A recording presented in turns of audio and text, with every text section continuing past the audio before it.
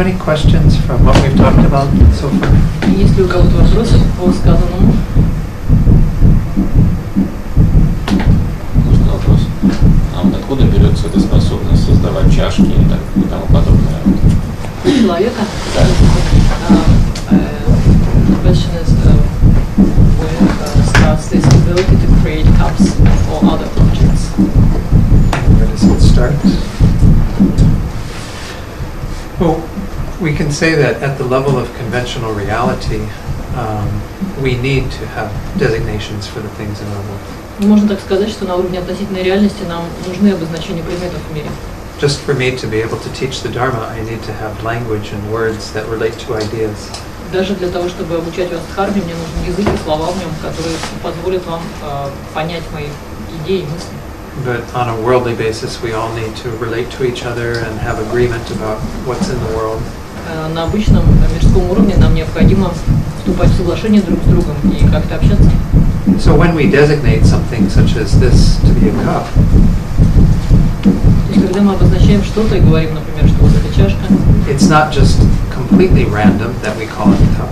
мы все-таки не то, что каким-то случайным образом называем эту чашкой. Because we have in our minds an idea of how a cup would function. Потому что в нашем уме есть понимание, есть идея того, как чашка должна существовать, как она должна функционировать. And so this basis here that we designate as a cup can serve the function of being a cup. Поэтому эта основа, которую мы сейчас назвали, обозначили чашкой, может послужить для того, чтобы стать вот этим понятием, стать тем, что мы называем чашкой. And so we conventionally agree to relate to this as a cup. И мы все условно соглашаемся называть и считать это чашкой. But this here, what we would call a book, is not able to perform the function of a cup. Но, например, если взять вот этот предмет, который мы называем книга, он не сможет выполнять роль чашки. And it has a different function that it serves. У него есть другая функция, в которой он тоже служит. So in our world, we necessarily have to organize things to meet the needs of the beings in that world. Нам в обычном мире нам нужно просто устроить вещи так, чтобы они служили потребностям живых существ. Or there would be incredible confusion, right? Иначе мы будем все в каком-то смятении находиться. So why anything has a particular name is more a matter of linguistics. Поэтому, а уж если задаваться вопросом, почему каждая вещь имеет то или иное наименование, это уже вопросы лингвистики.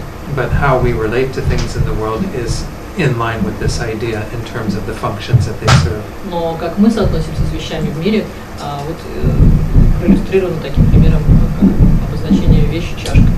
I don't know if that helps. Does that help? Не знаю, насколько это ответ на ваш вопрос. But we can see again that this designation of this as being a cup is quite unique to the humans relating to this cup. Но также легко понять, что обозначение этой вещи в качестве чашки относится к миру людей. And even humans having a certain level of knowledge or awareness. И даже у людей разные уровни понимания. Because again, an infant who is seeing this for the first time might grab at it and do things, but wouldn't know it as cup. Например, маленький ребенок, который еще плохо что-то понимает, может взять эту чашку и не знать, что с ней делать, как она вообще должна. They may not know the label cup, but they also don't know the function of cup. Он не только не знает слово чашки, но он даже не знает функцию, которую выполняет чашка. But for them, maybe it has another function. Зато для них это может совсем иметь другую функцию. It becomes a toy or something. Например, стать игрушкой или еще чем-то. So the function is not inherent here either. Поэтому даже функция не является самосущей, присущей постоянно и независимо этому объекту. This could be used, for example, to grow a flower in it, right? Например, можно использовать чашку, чтобы выращивать в ней цветы. We would say, oh, how clever, you used a cup to grow a flower. И мы скажем, ой, какой ты умный, ты выращиваешь цветы в чашке. But in a sense, it really is a different phenomenon than when it is used in that way. Но по сути это тогда просто другой феномен, когда вот чашку используется таким образом. It becomes a vase rather Тогда than... эта чашка становится горшком или вазой. If it was cup from its own side and had the function of cup from its own side, it could only do that. Если бы чашка обладала независимой природой в качестве чашки, тогда ее можно было бы использовать только таким образом. This is why Nagarjuna says that with emptiness, everything is possible. Поэтому Нагарджуна сказал, что с пустотой возможно все. Without emptiness, nothing is possible. Без пустоты ничего невозможно. Any other questions? Еще какие-то вопросы есть? Можно? Да, достаточно. Почему так вот акцентируемся на страдании? Например, про еду, если взять. Можно подумать, что мы сейчас поели, через некоторое время у нас снова будет возможность насладиться едой. И как бы акцентироваться на этом позитивном моменте, а не на том, что вот мы страдаем от этого. I feel that the word dukkha, using this word, is kind of conventional too, because if we talking in terms of dukkha, we may say that after satisfaction of our hunger comes another hunger, and this is suffering. But otherwise, we can say that after being satisfied the first time, we have the ability to satisfy ourselves once more, and that will be happy. Source of happiness. Yeah, I suppose, but we haven't yet gotten to what the Buddha says is possible that would be different than that. We haven't yet talked about what the Buddha says that we could attain that is different than that. Но мы еще просто не поговорили о том, что сказал Будда, что может отличаться от такого рода счастья. Maybe we can't even imagine such a thing. Может быть, такую вещь мы даже не способны себе представить. But what I think the Buddha is saying we can attain is a state where we're no longer conditioned in that way. Возможно, Будда сказал, что возможно достижение такого состояния, в котором мы не будем больше обусловлены вот этим способом вообще. We wouldn't have bodies that need to get hungry and be fed to be satisfied. У нас просто не будет тела, которое нужно будет постоянно кормить, чтобы оно испытывало удовлетворение. Because we would be no longer needing to be embodied. Потому что нам больше не нужны будут наши тела. So this begins to maybe move into the idea of how do we actually attain an end to our suffering. Поэтому, наверное, мы сейчас перейдем к следующей теме, к следующему пункту, как достичь конца страданий, окончания страданий. So I'm not going to follow the outline quite as strictly right now. I'm going to talk a little bit aside, and then we'll come back to the outline. Сейчас не получается говорить строго по плану, поэтому немножко отойдем в сторону, а потом вернемся к плану дальше. But as I mentioned in the Four Noble Truths, the first two truths are telling us what our situation is right now. Ну, как я говорил, описывая четыре благородные истины, мы говорили, что две первые истины описывают наше текущее состояние сейчас. And that is that there is dukkha and there are causes for that dukkha. То, что существует страдания или дукха, и есть причины для этого страдания. And as we saw, the causes of that reside within our own minds. Но, как я сказал, причины для этого страдания находятся в самом уме. In other words, it's not the external world that is our suffering, it is our internal one. Иными словами, страдания вызывают не внешний мир, а наш внутренний мир. External world plays a role, but it is coming from our minds. Внешний мир играет определенную роль, но сама причина находится внутри. So the last two truths speak to the possibility of there being freedom from that process. И две последние истины говорят о возможности свободы от этих процессов. And this is the truth of the cessation or end of suffering. Истина о прекращении страдания. And then the truth of the path that will lead to that end. И истина о пути, ведущем к прекращению страдания. So let's talk a little bit about cessation of suffering. Давайте поговорим немножко о прекращении страдания. So when we speak about this, it's similar to what we talked about on Friday night. И когда мы говорим об этом, это опять будет похоже на наш разговор в пятницу вечером. So why it is possible to achieve a cessation of suffering is because the causes are all in error, they're mistakes. Итак, почему возможно достичь окончания страдания или прекращения страдания? Потому что сами причины не имеют истинной природы. We just looked at the three root delusions of anger, attachment, and ignorance. Мы только что говорили о трех основных обращениях, а именно о гневе, о привязанности и о неведении. And we saw that the root of those three is actually ignorance. И мы увидели, что основополагающей причиной или корнем этих трех является неведение. Because those delusions are not rooted in something that is reliable, that is a solid foundation. Потому что все эти обращения не имеют прочной основы. They can be removed when we have something that opposes that. И которые легко устранить при помощи чего-то противоположного. Just like if you had a child who believed that there was a monster under the bed. Например, есть ребенок, который думает, что в кровати какие-то чудовища. when the child actually is shown with a flashlight or looking under the bed by the parent that there is no monster, then they can stop believing in the monster. Не под кроватью.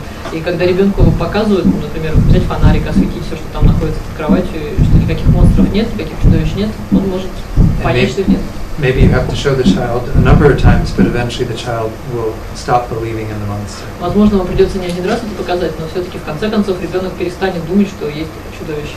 And will no longer have the fear and the anxiety from believing in that. И он перестанет бояться, испытывать какие-то страдания, страх от этого.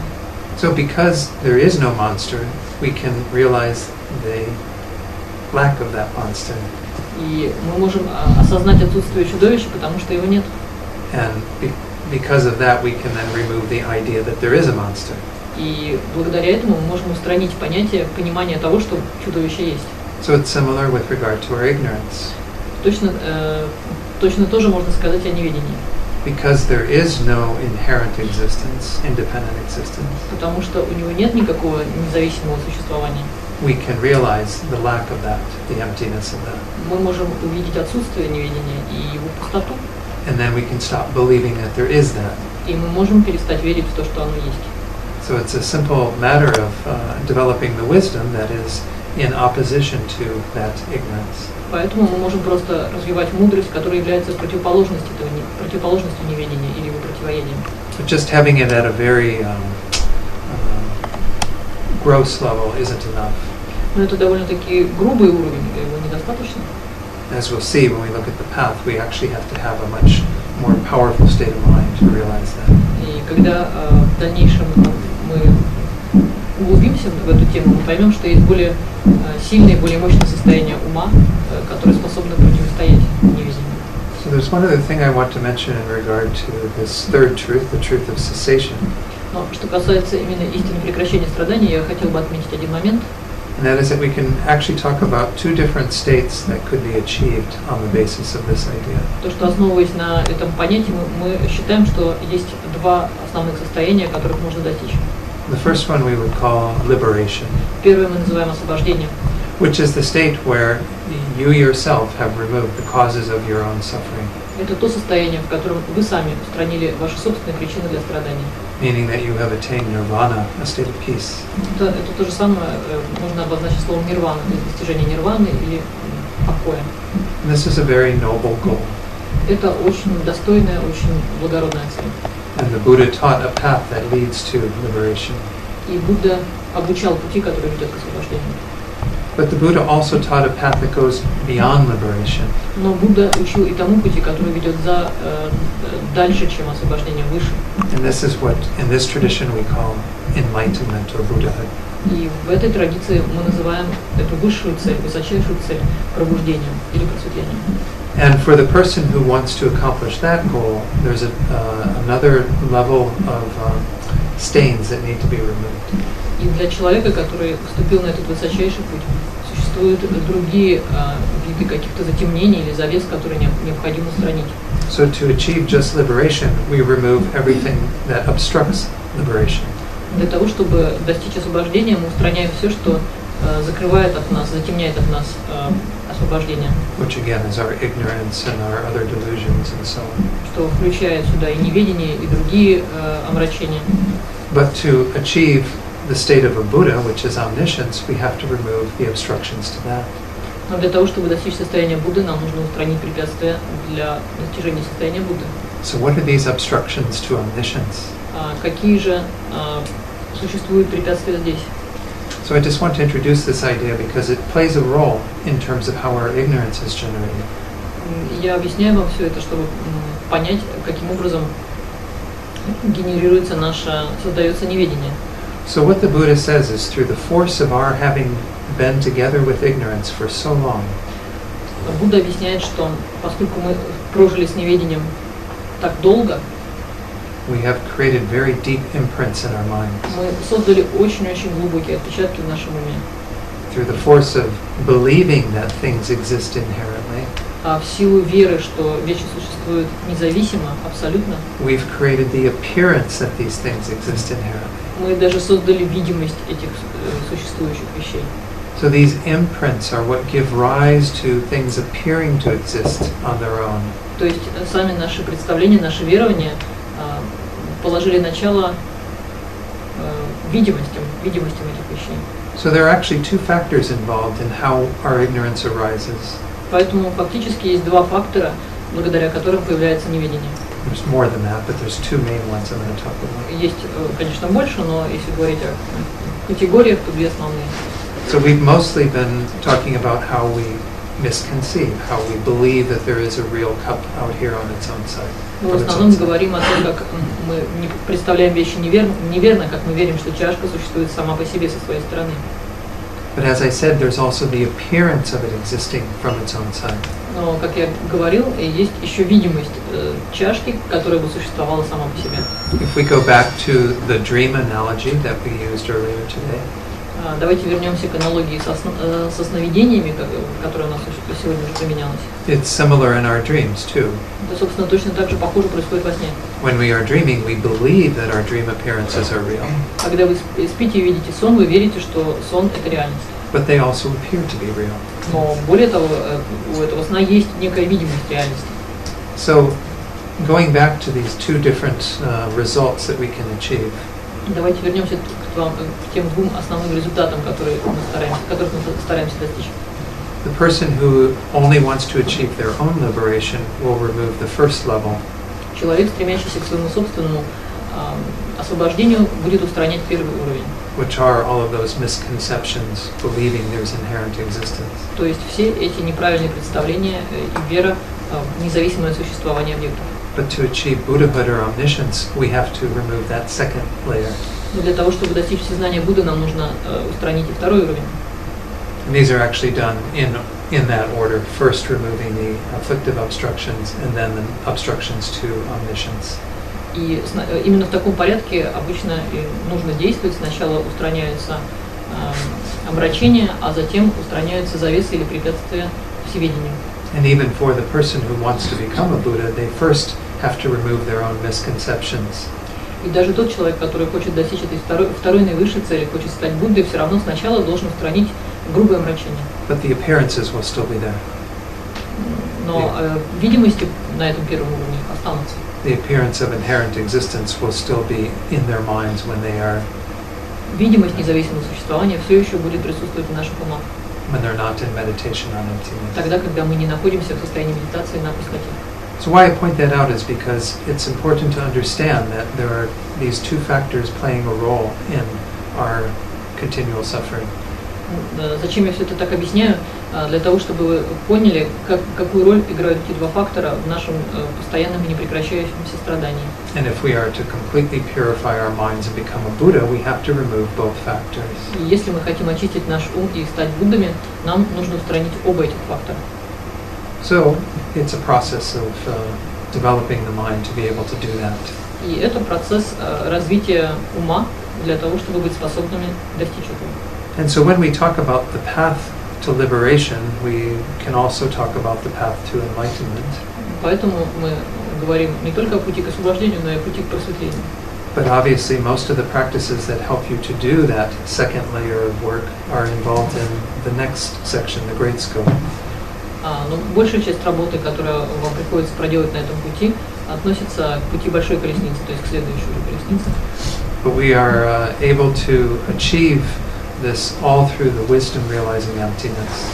Потому что мы можем обрести какие-то достижения именно благодаря мудрости, реализующей пустоту. So in brief, how do we develop that wisdom? То есть давайте вкратце, каким образом мы развиваем эту мудрость. Wisdom is said to be the third higher training. Мудрость является третьей высшей практикой. It depends upon the second higher training, Она зависит опирается на вторую высшую практику. which is the training in concentration or meditative stabilization. А именно практика медитации шаматхи и практики стабилизации ума, успокоения ума. And then, in order to attain the second training, А затем, чтобы достичь более высокого уровня практики, we need to have accomplished the first training, нам сначала нужно завершить первую практику. and that is the higher training in morality or ethics. А это высшая практика нравственности. So when we speak about in essence, what is the path that will lead to achieving one's own liberation or even going to enlightenment. It's those three factors. Поэтому, если взять квинтэссенцию пути, которая позволяет нам достигать своего освобождения или просветления, подлинного просветления, всегда есть вот эти три основные практики. So we've talked about morality already by talking about karma. Мы уже говорили о нравственности в рамках разговора о карме. So in the small scope, we looked at karma because we wanted to have a good rebirth. В рамках, на этапе первой малой колесницы или практика с малыми способностями мы говорим о карме как о средстве достижения хорошего перерождения. But in this medium scope or middle scope, we talk about morality as the basis to be able to achieve liberation. Но на втором этапе мы говорим, или во второй колеснице мы говорим о том же самом, о той же самой практике, как средстве достичь освобождения.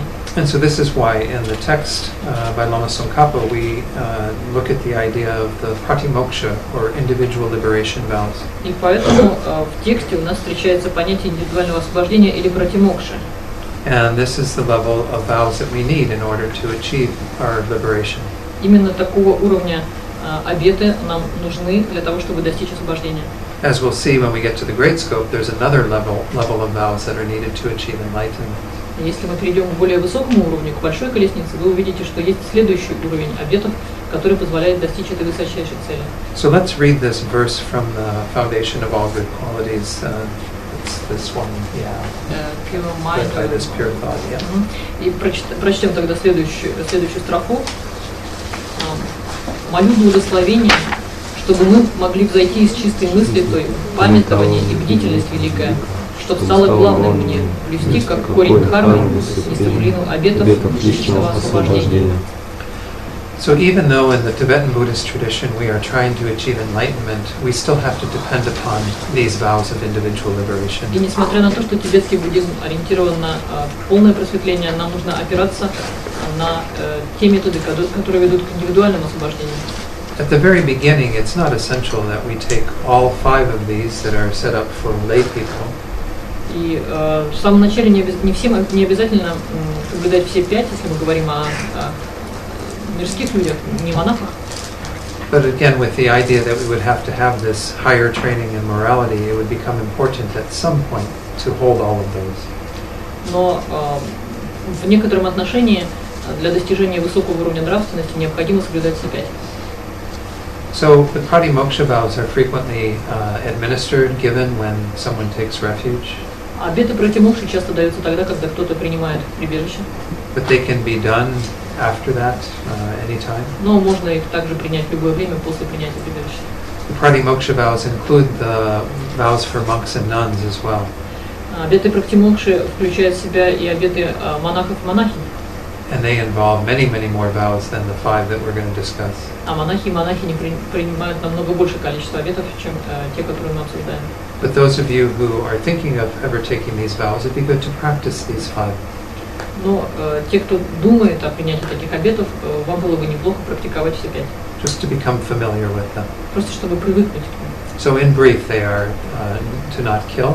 Итак, кратко это не убивать, to not steal, не воровать, to not engage in unwise sexual behavior, specifically adultery. Не участвовать в неразумном сексуальном поведении, то есть не прелюбодействовать. And then to not lie. Затем не лгать. And then finally to not take alcohol or intoxicants. А также не принимать алкоголь или каких-то других одурманивающих веществ. So the first 4 we've seen before, right? We saw yesterday. Первые 4 мы уже рассматривали вчера, да? Because they are part of avoiding the acts we want to avoid in terms of the 10 non-virtues. Потому что они позволяют нам избегать 10 неблагодеяний. And so if we're following that mode of conduct, then it should be very easy to take those 4. И поэтому, если мы хотим соблюдать нравственность, в общем, будет уже неплохо соблюдать 4 обета. And hopefully abandon killing any being, taking anything that isn't offered. То есть все-таки стараться не убивать, не принимать того, что не было вам подарено или дано. sleeping with someone else's partner or with someone else when you have a partner. И не нарушать норм верности. Если у вас уже есть партнер, значит вы не должны вступать в отношения с кем-то другим, и наоборот, если у человека есть партнер, вы тоже не должны вступать ни в какие отношения. And then lying, deceiving others, keeping the truth from them. И также не лгать, не скрывать истину от других людей. The fifth vow is actually not a natural misdeed to do this. Пятый обет стоит немножко особняком.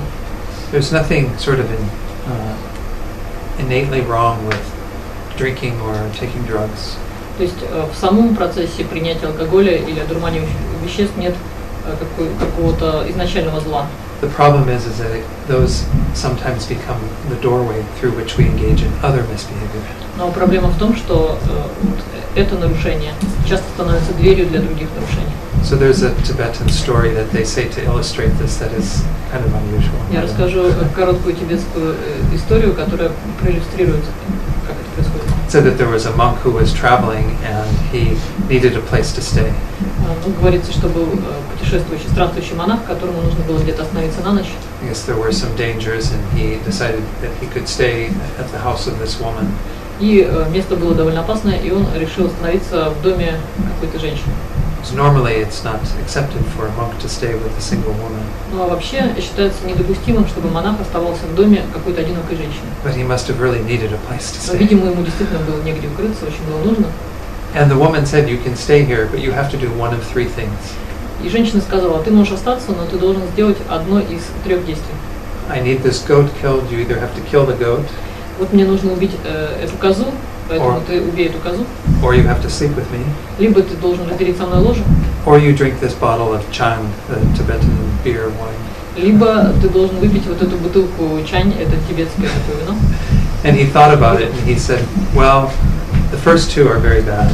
Он подумал обо всем и решил, что вот первые два это совсем плохо, I would break my vows very seriously. потому что я тогда очень серьезно нарушу свои обеты. So I will drink the bottle of wine." Пожалуй, я выпью бутылку вина. And so he drank the bottle, Он выпил бутылку вина. and the next thing he remembers is waking up in bed with the woman Следующее, что он вспоминает, это он просыпается в постели с женщиной, and the dead goat on the floor. а рядом на полу валяется мертвая коза. Maybe it illustrates that idea. Возможно, это хорошая иллюстрация. So if you cannot take that vow immediately, that's okay. Если вы не можете принять такие обеты сразу, в этом нет ничего страшного. But just to have that understanding that alcohol and intoxicants can sometimes diminish our capacity, our knowledge. Но неплохо принять просто такое понятие, что алкоголь и другие одурманивающие вещества могут иногда плохо повлиять на нашу способность к благому. So this verse was speaking to the idea, though, that we want to practice this level of morality all the time with great mindfulness. И вот эти стихи говорят о том, что нам необходимо практиковать нравственность постоянно и с большой интенсивностью, большим старанием. And that's because, as I said earlier, without that, we can never develop deep concentration. Потому что, как я говорил ранее, без этого мы не сможем достичь высокой концентрации. And we know this perhaps from our own experience. If we've had some something upsetting us during the day, a bad interaction, it's very hard for the mind to settle. И, возможно, вы знаете это тоже на своем собственном опыте. Если у вас есть какие-то неприятности в течение дня, которые вас сильно расстраивают, вам очень трудно успокоить свой ум. If we were quite angry with somebody, then our meditation is probably not going to be very good. Возможно, если вы только что на кого-то очень сильно разозлились, медитация у вас не пойдет. But if we're really careful with our minds during the day and our behavior, then it's easier for the mind to settle. Но если целый день вы памятовали о своем уме и старались поддерживать его в покое, вам будет легче медитировать вечером. But we need our minds to settle, to have concentration in order to generate deep wisdom. И нам нужно успокоить свой ум, чтобы сконцентрироваться и породить мудрость. That's because if the mind is constantly distracted, we can't really go deeply into the truth of emptiness. Но из-за того, что наш ум постоянно отвлекается, мы не можем глубоко пойти, углубиться в истину пустоты. So how these three trainings work together, there's an analogy for that as well. Итак, как все эти три практики или три тренировки работают вместе, точно так же есть для объяснения этого есть аналогия. Imagine someone who is trying to chop down a tree. Представьте себе человека, который хочет срубить дерево. Their morality is like the strength they need to do that. the strength, the force. Ну, то есть нравственность здесь будет такая, что ему нужна сила, чтобы срубить его. The fact that they need to have good aim is like concentration. То есть нравственность можно уподобить силе, которая будет срубать дерево. А концентрация – это момент, когда он прицеливается, чтобы нанести удар. If you were trying to chop down a tree, but every time you hit it in a different place, it would go very quickly. Or if you hit it in a different place of the tree, it wouldn't go quickly. Если вы будете не прицеливаясь ударять все время в разные места, то дерево не очень быстро вам удастся срубить. But even if you have it hitting the same place, if the axe isn't sharp, you won't cut the tree down. Но даже если вы сильно их ударяли, хорошо прицелились, но само лезвие недостаточно острое, опять ничего не получится. So in that analogy, the sharpness of the axe is your wisdom.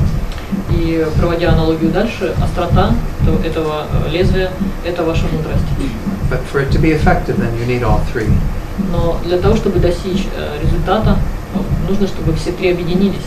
You need great strength or force. Нужна большая сила, good aim, хороший прицел, хороший глазомер, наверное, and a very sharp blade on the axe. И очень острое лезвие. So in this tradition, in the tradition of the Lamrim, в этой традиции, традиции Ламрима, concentration and wisdom are taught in the great scope. Концентрация и мудрости обучаются на этапе большой колесницы, практика с высокими способностями. And so it's mostly morality that is discussed in the middle scope. А в средней колеснице в основном объясняется нравственность, принципы нравственности. But just know that whether we are trying to achieve our own liberation or Buddhahood, we need all three. Но если нам, независимо от того, нужно нам достичь освобождения личного или полного достижения состояния Будды, нам нужны все три элемента. So there are many other things that could be talked about here, but I think it'd be good for us to go to the great scope. Здесь также можно продолжить объяснение очень долго, но я думаю, что будет иметь большой смысл перейти к великой колеснице. And this is where we leave behind the first two levels that had to do with ourselves. И здесь мы оставляем первые два уровня, которые относятся только к собственному я. And we expand that concern to include all others. И расширяем практику, включая в нее всех живых существ. So, any questions before we go on to that? Прежде чем мы перейдем к великой колеснице, подумайте, есть ли у вас вопросы.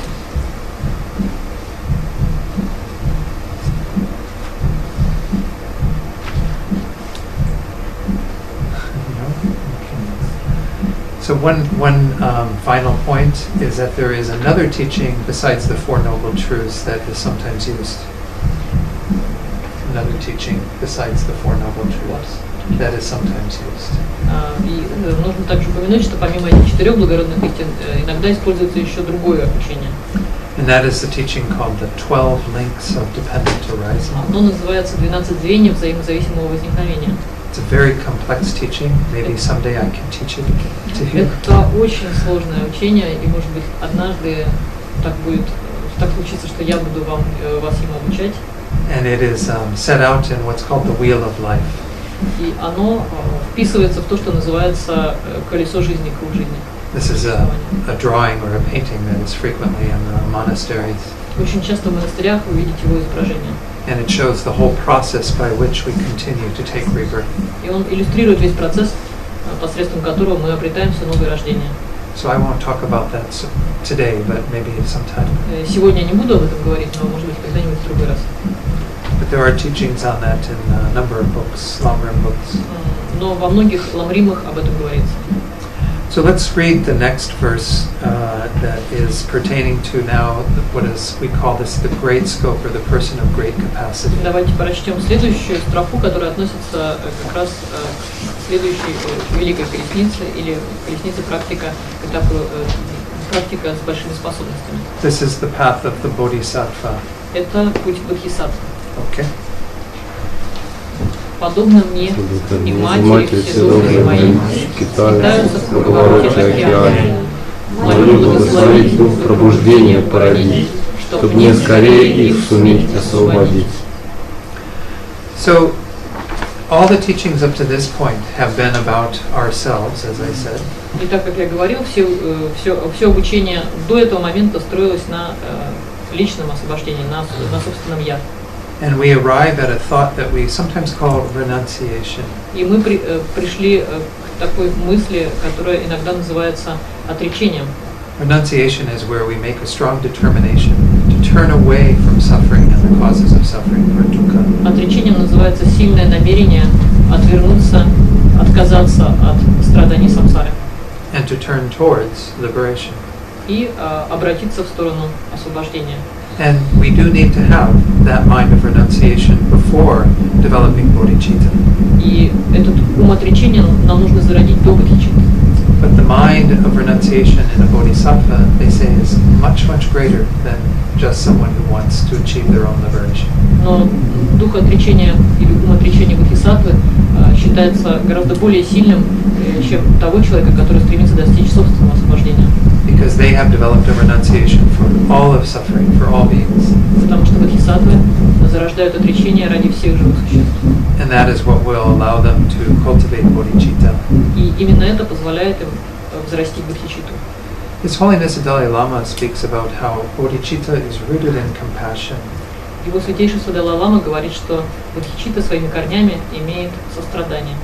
And he says to develop compassion we need two things. Но чтобы развить сострадание, нам нужно две вещи. We need to first understand the suffering of others, Нам нужно сначала осознать страдания других, to see it very clearly. очень ясно начать его видеть. But moreover, we have to have some empathy. Но более того, нам нужна определенная эмпатия. We have to be concerned about their suffering. Нам нужно заботиться об этих людях, сочувствовать их страданиям. So the teachings on developing compassion and therefore bodhicitta involve that idea. И учение, имеющее целью бодхичитту, а значит и сострадание, включает в себя это понимание, эту идею. To increase our concern for the welfare of other beings by feeling closer to them. Нужно взращивать в себе заботу о других живых существах, ставя себя как можно ближе к ним. And holding them more dear. И считая их дорогими нам, близкими нам. So let's first just talk about what this mind of bodhicitta is. Давайте немного поговорим о том, что такое ум пробуждения или ум бодхичитты. So it has two words to it in Sanskrit, bodhi and chitta. Бодхичитта на санскрите делится на два слова. Это два слова бодхи и читта. So bodhi is the same root word as for Buddha. Бодхи, в общем-то, это однокоренное слово к слову Будда. And it means to awaken. И оно означает пробуждаться. And of course, chitta is mind. Ну, а читта, безусловно, это ум. So sometimes this is called the mind of awakening or the mind of enlightenment. Поэтому иногда бодхичитта просто переводится на другие языки как дух пробуждения или ум пробуждения. But when we say that, we're not talking about the final result of Buddha's mind. Но мы говорим не об окончательном результате, не об уме Будды. We're talking about the mind of a bodhisattva who wants to become enlightened. Мы говорим об уме бодхисаттвы, который хочет достичь пробуждения. So again, bodhisattva has that same root of bodhi, Но бодхисаттва опять же носит тот же корень бодхи, and sattva means being. а саттва означает существо. And so this is a being with that mind. То есть быть с этим умом, это быть. So this mind is intent upon achieving enlightenment, bodhi. То есть этот ум стремится достичь пробуждения, бодхи. But that is not the main goal of this mind. Но это не главная цель этого ума. The main goal of this mind is to help all sentient beings. Главная цель – это помочь другим живым существам. And enlightenment is the way that we do that. А пробуждение – это способ для достижения этой цели. So that's why on the sheet there, the outline, it says generating bodhicitta, the altruistic intention to become enlightened for the sake of all sentient beings. Именно поэтому в пункте 3 есть подпункт А, где написано, что порождение бодхичитты – это альтруистическое намерение достичь пробуждения ради блага всех живых существ. So the main goal is all sentient beings, their welfare. Поэтому основная цель – это все живые существа и их благосостояние, их счастье. But we have to become enlightened to do that. Но для того, чтобы этого достичь, нам нужно самим достичь пробуждения. An example in our world is the idea of becoming a doctor. Ну, если взять аналогию из нашего мира, можно сказать, что мы хотим стать доктором. And say you saw that there were many people who have cancer, for example. И, например, много людей страдают от рака. And so you want to become a doctor to help people with cancer. И вы хотите стать доктором для того, чтобы исцелить всех этих людей. So your main goal is to help the people with cancer. Поэтому ваша главная цель – это излечить этих людей, которые больны раком. But while you are studying in medical school, your goal is to become a doctor. Но пока вы учитесь в медицинском училище или институте, ваша первая цель – это стать доктором. Because that's the only way you can be qualified to help people who Потому have что cancer. иначе вы не сможете, просто не будете в состоянии оказать помощь больным людям. So the main goal is the final goal of actually helping those people. То есть главная цель и окончательная цель – это в конце концов помощь этим людям. But we need to be qualified to help. Но нам нужно сначала получить квалификацию и только тогда помогать. And if we look at our current situation, how qualified are we to help all sentient beings? А теперь посмотрите на свою собственную ситуацию и подумайте, есть ли у вас квалификация, чтобы помочь всем живым существам? Can we even help ourselves? Можем ли помочь хотя бы себе Or just one person? или two вообще people? одному человеку? We can help to some degree, but can we help them to this degree? Мы можем помочь до определенной степени. Вот до этой степени мы можем помочь. Because we're talking about the Buddhist path that will lead to them never suffering again and being happy completely. Но если мы говорим о задачах Будды, то есть больше никогда не страдать и достичь полного счастья, We're talking about the path that will eventually lead all of them to enlightenment. мы говорим уже в рамках этого пути, как делать так, чтобы все эти существа достигли полного освобождения. So we see it's very necessary for us to become a Buddha to help others. Поэтому легко можно понять, что для нас вполне необходимо достичь состояния Будды нам самим. But it doesn't mean we can't help them now, we just are limited in what we can do. Это не означает, что мы совсем не можем помочь живым существам сейчас. Просто мы сейчас довольно ограничены. But this mind of Bodhicitta is essential and a very powerful mind. Но этот дух пробуждения или Бодхичитты является очень мощным, очень сильным умом. It is the entryway to the great scope and to the Bodhisattva path. Он является входом, вратами на путь Бодхисаттвы и на путь высшей лестницы. I don't know all spiritual traditions, but to me this is, I believe, to be the only tradition that has this level of a goal that one wants to accomplish. Я не знаком со всеми религиозными традициями, но у меня такое ощущение, что это, наверное, единственное, которое ставит такую задачу на пути. I mean, every spiritual path teaches some way of helping people to have greater potential.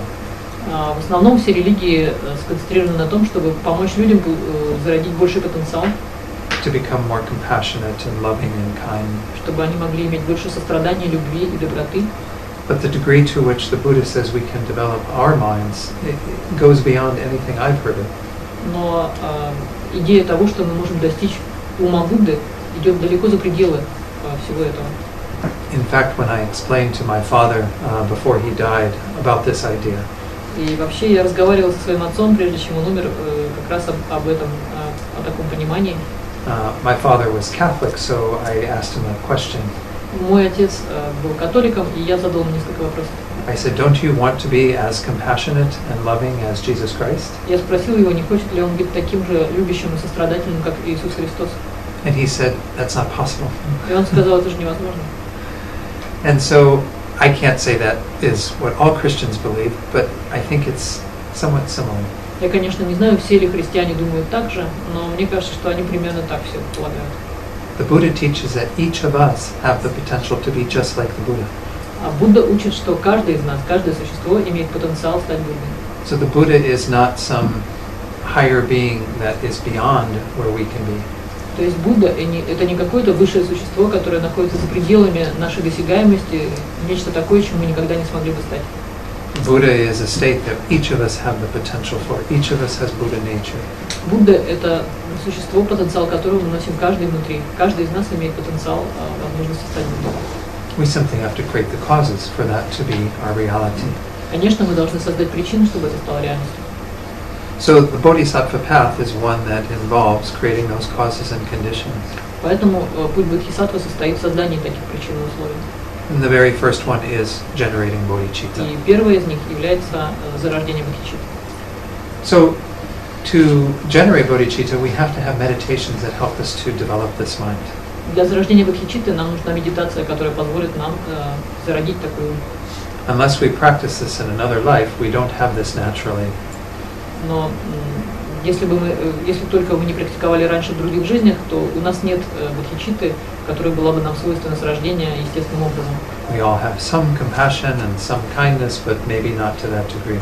У нас есть немножко сострадания, немножко любви, но не до такой степени. So there are two techniques that are set out to develop bodhicitta. Существует две техники, основные техники для зарождения бодхичитты. On your list you have 3 points, but that's because the third pertains to using the vows of the bodhisattva to help that process. В вашем списке 3 пункта, но это потому, что мы используем обеты бодхисаттвы, что помогает нам осуществлять эту цель. So the first one comes from the great master Asanga. Первый способ объяснил Асанга. And Asanga, again, did not develop these ideas himself. Но Асанга не сам разработал все эти идеи. I think he lived in like the 2nd or 3rd century. Он жил где-то во 2-3 веке. But he was extracting these from the Mahayana sutras of the Buddha. Но извлек он этот свой метод из Махаянской сутры. And this one is called the 6 causes and 1 effect. Его метод называется 6 причин и 1 следствие. So the preliminary step for engaging in this technique as well as the next one is developing equanimity. Для предварительной стадии для того, чтобы использовать метод асанги, как и следующий метод Шантидевы, это развитие равностности. So what do we mean by equanimity? Что мы понимаем под равностностью? Right now, quite naturally, we divide beings into 3 groups. Ну, совершенно естественным образом, вот сейчас, мы делим живых существ на 3 группы. And it's not that we actually think about this process, we just do this naturally. Это не то, что мы как-то подумали об этом и специально это делаем, просто это происходит автоматически. The first is the group that consists of beings that we like. Первая группа состоит из людей, которых мы любим, существ, которые мы любим. This is our friends and many family members, people that we have in our life in a very close way. Это могут быть наши родственники, наши близкие друзья, вообще все те люди, которые нам приятны. The second are the group of people that are in contrast to us, that are difficult for us. А во второй группе находятся те люди, которые как-то противостоят нам или являются для нас какой-то трудностью, какой-то помехой. They sometimes use the word enemy in regard to them, but enemy might be quite strong. Ну, часто упрощенно такую категорию людей называют врагами, но это, наверное, слишком сильное слово для того, чтобы говорить об этом. Sometimes in America it's like you don't really have an enemy unless you're a superhero or something. В Америке мы обычно говорим, что враги у вас есть только тогда, когда вы являетесь сами супергероем каким-то. But all of us have people who push our buttons, who trigger us. Но у каждого из нас есть люди, которые нажимают на какую-то волшебную кнопку, которая нас все-таки заводит. People who we find annoying or who say things that aren't kind. То есть это люди, которые нас как-то раздражают, или они говорят нам какие-то неприятные, злые вещи. Or maybe they are mean to your friends. Или они вредят вашим друзьям. And so we put them in a special category. И мы их располагаем в такую отдельную категорию. So we'll call those difficult people.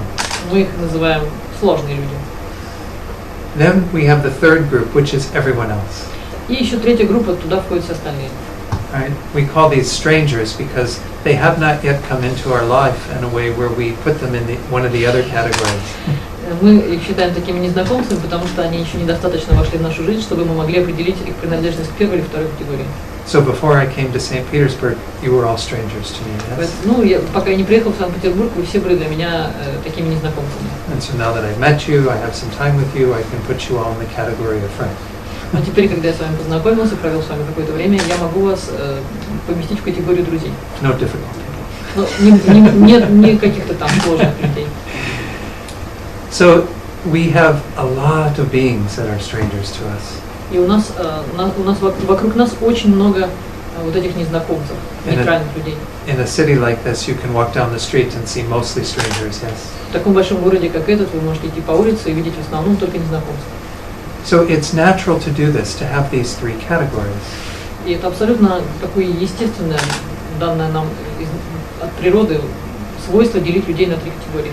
So when we say we want to develop equanimity, we're not talking about changing the categories. Когда я говорю о равностности, я не имею в виду, что надо сменить как-то эти категории. We're talking about changing our mental attitude towards the beings in those categories. Мы говорим о том, чтобы изменить наше ментальное отношение к этим трем категориям. If we look at each of them, we see that we have a certain type of mind. Если мы посмотрим на каждую из трех категорий, мы увидим, что применительно к каждой из них мы имеем свой собственный ум, какой-то отдельный ум. So if we start with our friends, we have great attachment to our friends. Если мы начнем с друзей, вы почувствуете большую привязанность к друзьям. We try to take care of them so they take care of us. Вы стараетесь заботиться о них, о вас. If we continue to meet their needs, then they will continue to meet ours. Если вы будете продолжать делать им приятное и полезное, они будут продолжать делать вам приятное и полезное. Then, in regard to the difficult people, we know what kind of mind we have there, right? Если мы посмотрим на трудных для нас людей, тоже понятно, какой ум у нас направлен в их сторону. We are annoyed by them, irritated by them, angered by them. Мы раздражены ими, нам они неприятны, они нас как-то удивляют. Then, with regard to all the strangers, we have another state of mind. Но если мы посмотрим на незнакомцев, это еще один ум, еще одно состояние. And we could call this indifference. Можно назвать это равнодушием, Means that безразличием. we really don't kind of care about them so much, right? То есть, по сути, наверное, мы как-то не особенно о них заботимся. We don't want to push them out of our lives like the difficult people. Мы не пытаемся их удалить из нашей жизни, как We трудных don't, людей. and we don't want to pull them into our lives like the friends and Но мы так и close не ones. пытаемся привлечь их ближе к себе, чтобы они стали нашими близкими друзьями. Instead, we kind of don't care. Нам скорее все равно. So these three attitudes are going to be a problem if we want to generate bodhicitta. И эти три категории могут стать проблемой, если вы начнете заражать бодхичитту. Because as we saw, this is for the sake of all sentient beings. Потому что, как мы видели, бодхичитта — это ради всех живых существ. Meaning that we can't just have this mind for our friends. Это означает, что вы не можете заражать этот ум только для друзей. We have to have it for everyone, whatever group they're in. Нам нужно зародить его для всех людей, всех этих трех групп. So when we develop equanimity, we try to diminish these three states of mind that are a problem. Поэтому, когда вы зарождаете равностность, вы стараетесь уменьшить вот это неравенство, это различие между тремя группами. The attachment, the aversion, and the indifference. Те обращения, которые им соответствуют, то есть привязанность, гнев и неведение. And the main way that we do that is by thinking about how all of these are transitory.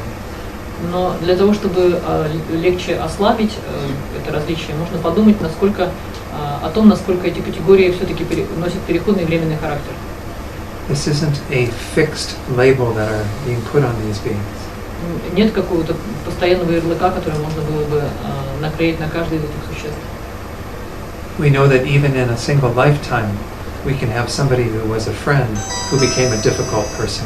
Right? Вы знаете, что даже в течение одной жизни, как легко какой-то ваш друг вдруг оказывается для вас сложным человеком. Has this ever happened for anyone in the room? И это довольно часто, у вас, наверное, часто это случалось? Yeah. So suddenly conflict, and then we push them out. Какой-то внезапный конфликт, и вы его удаляете. We were attached to them, and now we're angry at Вы them. были привязаны к нему, а теперь вы на него злитесь. We also know that strangers can become very close friends. Также вы знаете, что какой-то незнакомец может стать вашим близким другом. Suddenly somebody who we didn't care about at all, we care about greatly. И вдруг человек, о котором вы вообще не заботились, вам было все равно, становится вашим предметом вашей заботы. So that's within one lifetime. И это случается в пределах всего одной жизни. If we have some belief, some conviction that there are past lives, А если у вас есть какая-то вера или какая-то убежденность в том, что есть предыдущие жизни, then this means that anyone in any one of these categories has been in all of these categories. это может означать, что любое существо в любой из трех категорий могло быть в любой другой категории.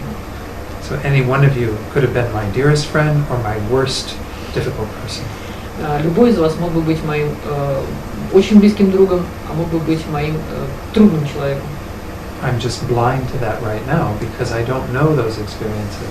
Сейчас я слеп к этому факту, потому что я не помню те воплощения. So when we think about it this way, it's to get us to the point where we recognize that having these attitudes is not grounded in fact. И почему мы обо всем об этом думаем? Для того, чтобы осознать, что присвоение этих категорий не укоренено в каком-то непреложном факте, в какой-то истине. If it was grounded in fact, then that person would always be your friend, for example. Если бы это было, то человек всегда был вашим, например, другом или врагом. They would never harm you, never do anything to upset you. И этот друг никогда бы не пытался вам повредить, и никогда бы вас не расстраивал. In this life or in any life. Ни в этой жизни, ни в следующей. So the process of meditating on equanimity is to bring everybody to the same place, even-mindedness. Но процесс размышления и зарождения равностности сводится к тому, что вы стараетесь всех людей поместить на один уровень. To recognize that there are people in these categories, but that at another level everyone is equal. Вы можете принять, что да, люди относятся каждый к своей категории, ничего не меняется, но все-таки их немного уравнять. So that is the preliminary step for developing bodhicitta. Это предварительное условие, предварительная стадия для развития бодхичитты. Now let's look at this method of the 6 causes and 1 effect. А теперь рассмотрим метод 6 причин и одного следствия. So the first 3 causes that we're going to look at are kind of related, and then the last 3 are related. Обычно первые 3 причины имеют связь между собой, и следующие 3 причины имеют связь между собой. But all 6 are essential to develop the 1 effect of bodhicitta. Но все 6 важны равным образом для одного следствия, чтобы развить бодхичитту. So the first 3 begin with this idea of trying to see sentient beings as having been very close to you. Первое заключается в том, чтобы рассматривать всех живых существ как бывших ранее вам очень дорогими и близкими. As I mentioned earlier, His Holiness the Dalai Lama says that we have to not just know the suffering of others, but feel some concern. Как я говорил раньше, Далай-лама, его святейшество Далай-лама говорит, что мы должны не только осознавать страдания других, но и сопереживать им. So it's quite natural for us to have concern for those that we feel close to. Поэтому давайте начнем с того, чтобы испытать чувство заботы и желание помочь по отношению к нашим ближайшим людям. If every being has been close to us, that close, then we should have equal concern for every being. Если бы каждое существо было столь близко к нам, мы бы совершенно естественно очень сильно о каждом из них заботились. So equanimity equalizes them in terms of our attitude. And this next step equalizes them in terms of bringing them all to feeling close to you.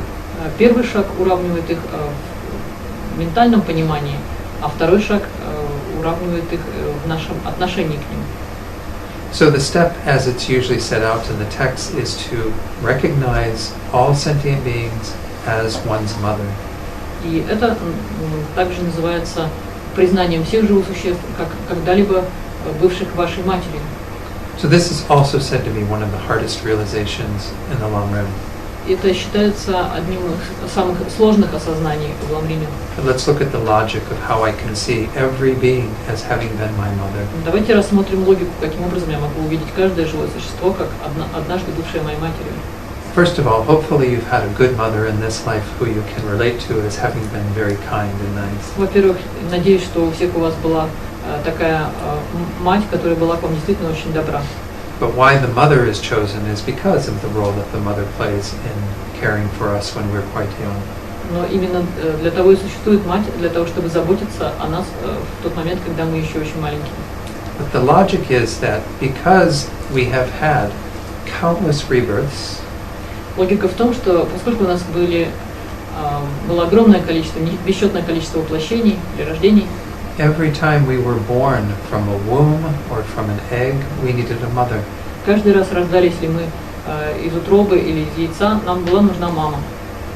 And while admittedly the role that any mother plays can be very different from one to another, конечно, роли, которые каждая мать играет, они могут отличаться. Every mother at least plays the role in terms of helping us to be born. Но во всяком случае каждая мать играет именно выполняет задачу рождения нас на свет. But obviously in this human life, mothers are very involved in caring for young children. Ну, во всяком случае, абсолютно очевидно, что в нашем человеческом рождении мать вкладывает очень много усилий для того, чтобы нас вырастить. At least most of the time. И большую часть времени. So because we have had beginningless rebirths, every single being has played that role for us. Поскольку мы безначально приходили в этот мир, воплощались, то каждое живое существо однажды играло эту роль для нас. it couldn't have been the same being every time. Не могло быть так, чтобы это всегда было одно и то же существо. Because that would mean that there would be one person always playing that role in every rebirth we ever had, right? Тогда бы это означало, что один человек играет все время одну и ту же роль в каждом из ваших перерождений.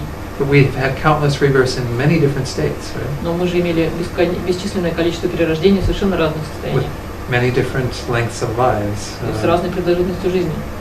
And so how could that possibly work for one person to do that all the time? Как же могло быть так, чтобы это всегда было одно существо?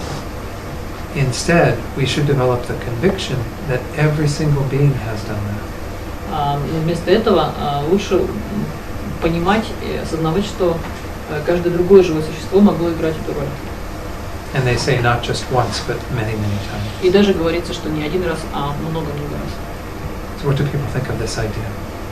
Что вы об этом думаете? А что, вопрос можно? А что происходит с этим вообще способом, да, развития через 6 причин в случае, когда у, скажем так, практикующих нет исходного убеждения в наличии перерождений? What happens with this method of 6 causes in one consequence if the practitioner has no conviction that there are other rebirths? If that is so, you can still meditate in a different way. Но если это так, то вам есть смысл медитировать по-другому. Вы могли бы логику в этом случае рассказать? Could you explain the logic for this case, please? So there would be some difficulty still because when we consider the goal of enlightenment, it will probably take more than one lifetime. Это будет немножко сложно уже потому, что очень часто, чтобы достичь пробуждения, требуется не одна жизнь, не одно существование. But if we believe this is the only lifetime that we have, then it might still have a more beneficial life to have this idea. Но если вы считаете, что жизнь всего одна, возможно, вам нужно приложить больше усилий, чтобы придать значимость именно этому существованию. But what we would do instead is we would think about the fact that every being is in a role that benefits us. Тогда вместо этого вы можете думать о том, что каждое живое существо все равно играет какую-то роль, чтобы принести нам пользу. And when it comes to the second step where we reflect on the kindness of those beings, we would have to include many other ways that they are kind. И мы перейдем тогда ко второму пункту, который рассматривает доброту всех живых существ, и мы включим в итоге всех живых существ вот в это поле. When we think of someone as being our mother, we think of quite specific ways that they are kind. Когда мы говорим о том, что кто-то был или является нашей матерью, мы говорим о какой-то особой специфической доброте. And that is the next step. The second step is to reflect on the kindness they showed you when they were your mother. И это второй уже дальше этап, включающий размышления о том, насколько добрым это существо было по отношению к вам, когда оно играло роль матери. But if you don't believe every being has been your mother because you don't believe in many rebirths, then you have to think a little differently. Но если вы не верите в то, что каждое существо было вашей матерью, поскольку не верите в перерождение, тогда вам следует размышлять иначе. So we can think about, for example, how we benefit from the kindness of the people who grow our food. Например, вы можете размышлять о доброте людей, которые выращивают пищу, которую вы едите.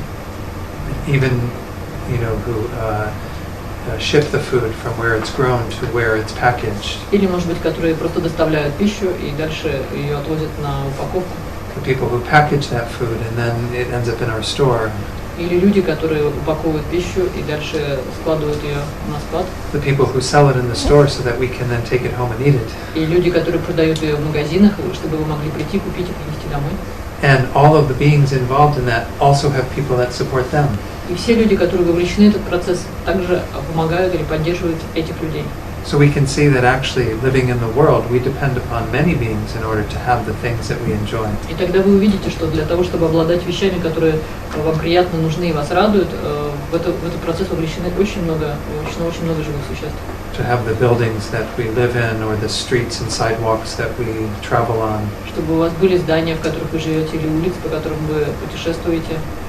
To have the cars that we drive or the buses that we ride or whatever. Или чтобы у вас была машина, которую вы водите, или автобус, которым вас кто-то возит. There's nothing really physically in the world that we are able to do entirely from our own side. Физически в мире нет ничего такого, что вы могли бы от начала до конца сделать или произвести самостоятельно. Involves some involvement with other beings. Все равно всегда есть какая-то помощь, какое-то участие других существ. So we would just think in a slightly different way, but to reflect on the fact that we are connected to so many beings. Поэтому вы просто размышляете другим способом, но приходите к такому же выводу, что вы связаны со всеми живыми существами. That would be one way to work with it. Это тоже еще один способ, как это можно сделать.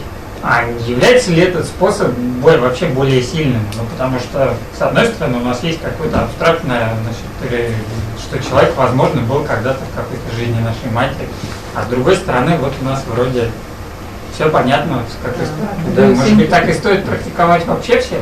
Do you think that this second way is stronger than the first one? Because the first one is a little bit abstract, that someone was sometime our mother, but we don't even remember when and why and how. And here we can see everything, so maybe everyone should practice like that. I think whatever works for you is good. Я думаю, что то, что работает для вас, и есть хорошо. So I think it would be good maybe to even meditate on both if one can. К тому же можно медитировать и на том, и на другом, если человек может так медитировать. And some teachers do include that technique in the second instruction. Некоторые учителя действительно вот во второй способ включают именно такие указания. They will say, reflect on the ways that they have been kind to you as your mother, and also the ways they've been kind to you in general. Они говорят, подумайте о том, как это существо было добро к вам, когда было, как оно было добрым к вам, когда было матерью, но и как оно продолжает проявлять доброту сейчас. But sometimes we may even have obstacles with that other way, because what about the difficult people? И, конечно, но в этом втором способе есть своя сложность, потому что когда вы вспомните про вот этих трудных людей, как быть с ними? So how can we see them as being kind? They might be kind in contributing to our welfare indirectly, but they're actually trying to harm us. Потому что, может быть, как-то косвенно они и работают нам во благо и причиняют нам добро, но все-таки они нам вредят. Ну, в первом способе все то же самое. То есть они точно так же, несмотря на то, что они раньше были нашей матерью, они точно так же нам сейчас вредят. This is the same thing in the first way, because although they were our mothers, they're still harming us. Yes. So let's look at how we can work with that. I think there is an answer to that. Но, возможно, здесь главный вопрос это как с этим работать, и, возможно, есть, наверное, ответ на это. So how could we see somebody who's harming us as being kind? Как вообще мы можем увидеть человека, который нам вредит, как изначально, как вообще доброе существо, которое благое существо?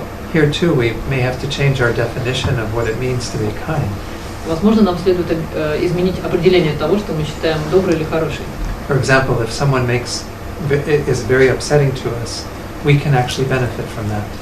Потому что иногда какое-то существо, которое нас расстраивает, может принести нам пользу. How can we benefit? If we're able to generate patience in the face of that. А каким образом? Если мы сможем породить терпение по отношению к этому существу. In many traditions, including Buddhism, patience is a virtue. Во многих традициях, включая буддизм, терпение является добродетелью. Is it possible to generate patience when everyone is really quite kind to you? Можно ли зародить терпение, если все очень добры к вам? We in fact need difficult people to help us to be patient. Нам действительно иногда нужны трудные люди, чтобы мы хотя бы могли зародить терпение. So they may not intend to be kind to us, but we can see them as being kind to us. Они, может быть, и не намерены проявлять доброту к нам, но мы можем их увидеть как людей, проявляющих к нам доброту. So maybe I should ask all of you to be difficult people for me instead of friends. Может быть, мне стоит попросить вас, чтобы вы стали для меня трудными людьми, вместо того, чтобы быть друзьями. That way you can help me to generate more patience. Так вы позволите мне зародить больше терпения. But this is one idea, one way to work with that as well, whichever way we're working. Просто один из способов, то есть то, что вам удобно, то вы можете применять. Is that a possibility? Как возможно? Absolutely. Okay, good. All right. So, again, the first step was, if possible, to try to see all beings in some role as having been very close to you, particularly your mother. Итак, вот этот способ заключается в том, чтобы рассматривать живые существа как близкие существа и, возможно, в прошлой жизни в одной из прошлых существований бывших вашей матери. And the second way is to recognize the ways that they've been kind in that role or in general. А второй способ заключается в том, чтобы рассматривать, как люди вообще проявляют доброту в целом. The third step is, because we've thought about that kindness, we should naturally generate a wish to repay that kindness. А третье условие заключается в том, что когда вы увидели их доброту, мы можем подумать о том, как нам вознаградить эту доброту. So this is something that we see as quite ordinary in our world, yes? И это довольно обычное такое мышление в нашем мире. So if someone does something very kind for us, takes care of us, we often feel the need to reciprocate. То есть очень часто, если кто-то сделал нам что-то хорошее или как-то о нас позаботился, мы стараемся в ответ тоже сделать что-то приятное. At this level, though, we want to reciprocate in the best way possible. В этом случае мы должны ответить наилучшим возможным образом. It doesn't mean now, oh, I have to be all of your mothers so I can repay the kindness. То есть это не означает, что чтобы заплатить за услугу того, что люди были вашей матерью, теперь вы станете тоже их матерью в дальнейшем, во всех перерождениях. So I will repay the kindness in exactly the way that you were kind to me. То есть не обязательно вознаграждать тем же способом, каким услуга или благо было принесено вам. But rather, because we have seen that there is a path to providing greater benefit to beings, we dedicate ourselves to that. Но поскольку мы видели, что существует путь и способ принести больше блага живым существам, мы должны посвятить себя этому пути. So already at this third step of wishing to repay the kindness, we begin to think about how we might do that. И следующая мысль, когда мы решили вознаградить всю эту доброту, мы понимаем, каким способом мы можем это сделать. And we begin to think that we would ideally like to help all beings to have happiness and to be free from suffering. И мы понимаем, что в идеале нам необходимо освободить всех живых существ от страданий и сделать их счастливыми. Because that is what sentient beings need the most. Потому что это то, в чем живые существа нуждаются больше всего. I mean, sure, on a temporary basis we all need money, for example. Ну, это понятно, что на каком-то временном промежутке вам необходимы деньги. But if I were to try to even repay with money just the human beings of this world, I'd need a lot of money. Но даже если я постараюсь наградить людей просто при помощи денег, мне как минимум нужно очень много денег. And say there's 8 billion human beings roughly. If I had $8 billion, they'd each get $1. И даже если представить себе, что в мире 8 миллиардов людей, получается, что даже если бы у меня было 8 миллиардов долларов, я отдал бы каждому по $1. That might not go very far, yes? Получается, что не очень-то большое богатство. But if I dedicate myself to a path of full awakening, I can help them to have something greater. Но если я посвящу себя пути достижения полного освобождения, я могу им дать нечто большее. So, while we're not at Bodhicitta yet, we're already beginning to turn our minds in that direction. И хотя у нас пока еще нет Бодхичитты, мы уже начинаем обращать наш ум в эту сторону. So these first three steps are kind of the setup, the preparatory element. И первые три шага являются в некотором отношении подготовительными. In the next three steps, we do the actual meditations on what will give rise to bodhicitta. На трех следующих стадиях мы рассматриваем, что же может помочь нам зародить бодхичитту. So let me see if there's a question or two, and then we'll take a break.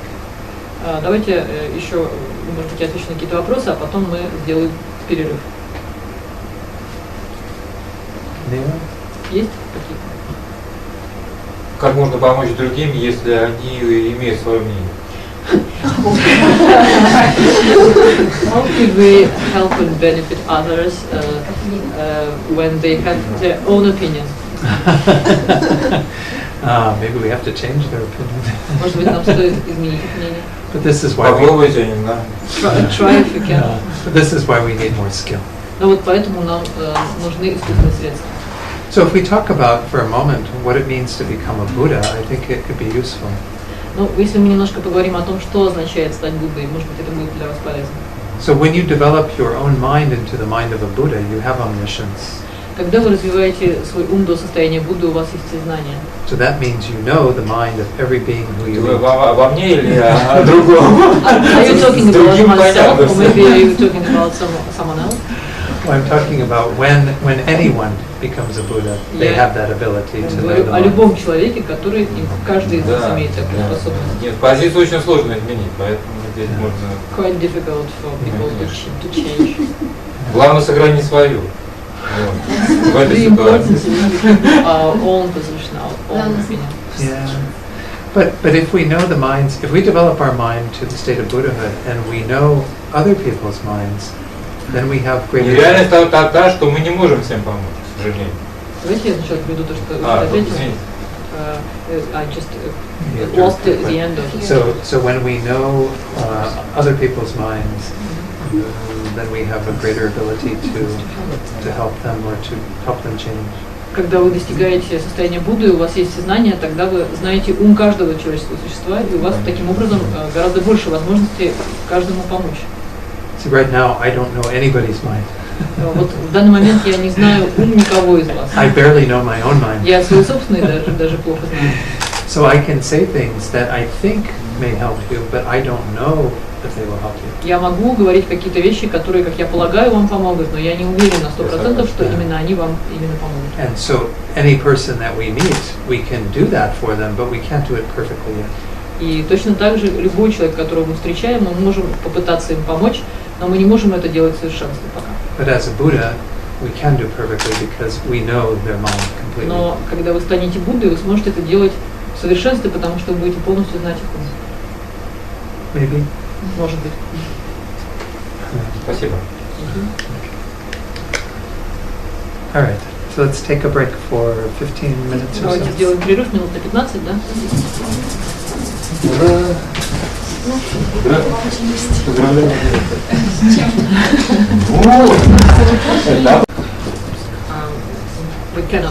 Дело в том, что когда мы становимся, даже если мы станем Буддой, даже в этом состоянии мы не сможем кого-то заставить поменять свое мнение. So there's a quote actually from a sutra of the Buddha. Поэтому я приведу отрывок из сутры Будды. And this says, the Buddhas do not wash away negativities with water. Есть традиционный перевод, поэтому я просто переведу как из того, что есть. Я не помню наизусть о том, что They don't wash away Будды negativities with water. не смывают негативные деяния водой, Like you would wash dirt out of a cloth. как вы смогли бы смыть грязь с одежды. They do not rid sentient beings of suffering with their hands. И не могут просто наложением руки избавить живых существ от страданий. This is like the way you would pull a thorn out of the hand. Как если бы вы вытащили из руки занозу, например. They do not transfer realizations of emptiness into others. Они не могут передать другим свое осознание пустоты. Вот так вот. I still feel something. I didn't have anything to give you.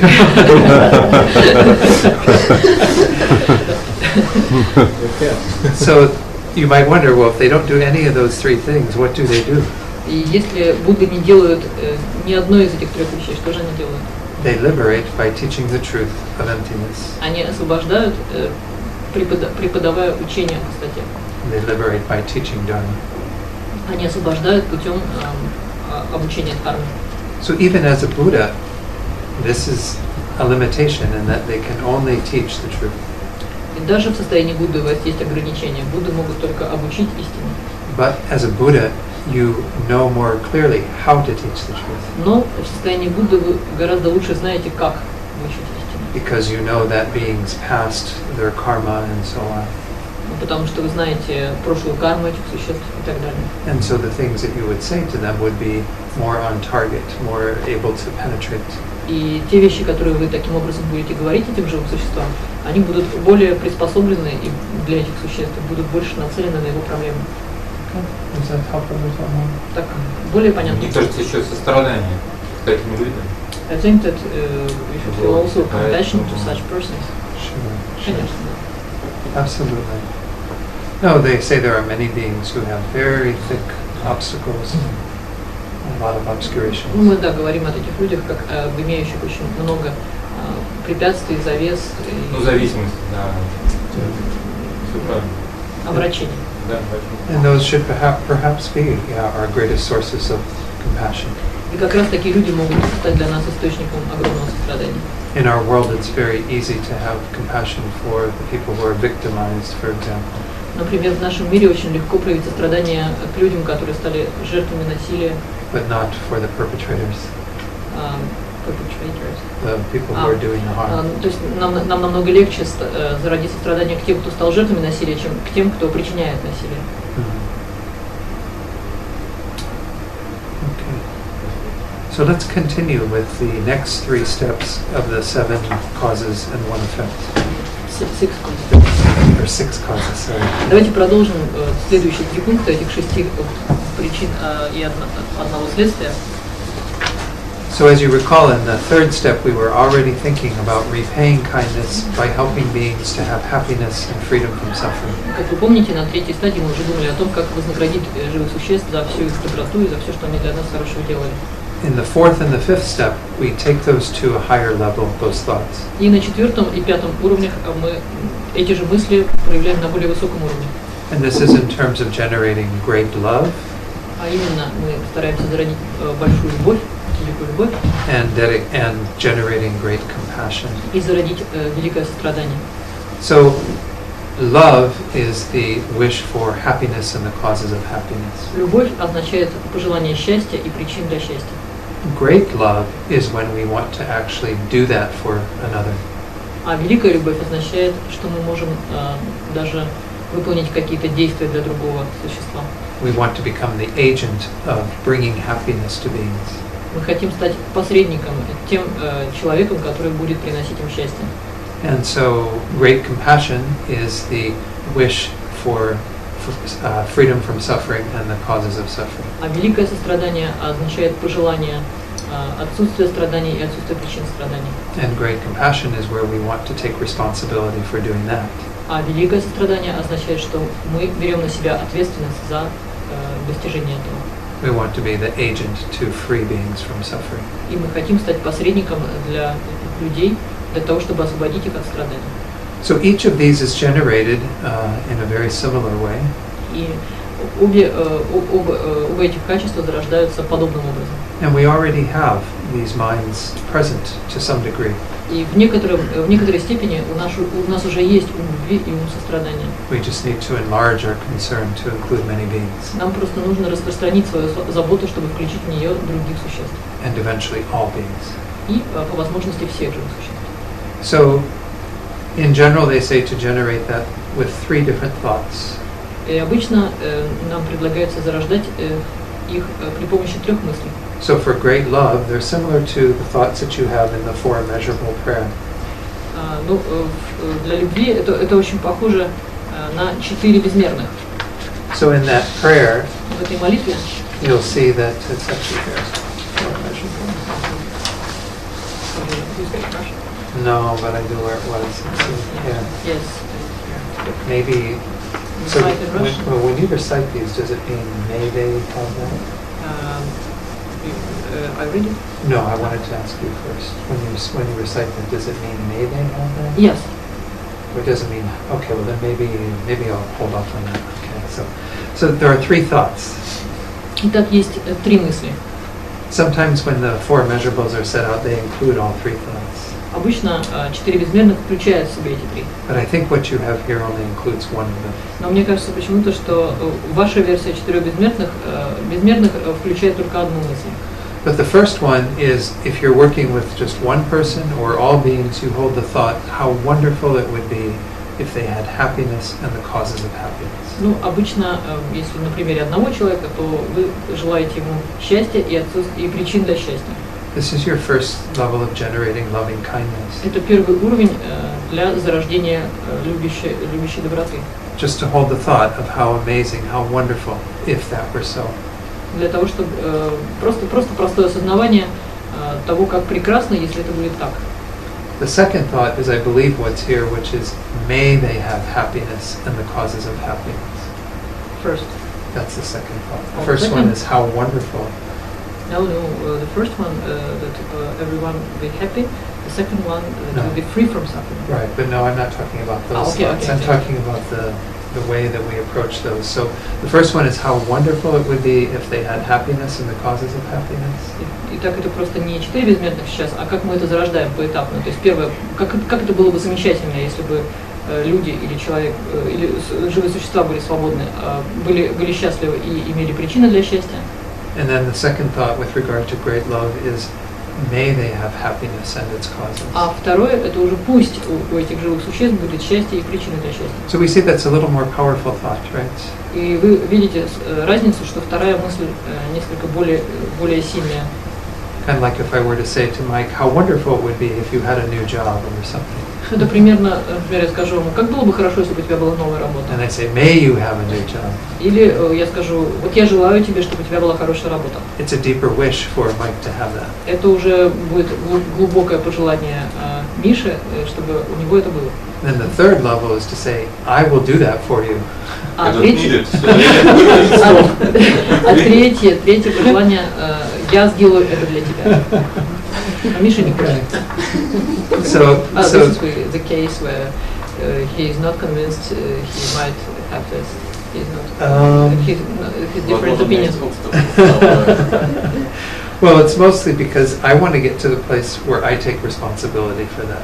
То есть получается, что в этой точке я беру на себя ответственность за это. Because again, that's what great love is. Потому что это уже уровень высокой, великой любви.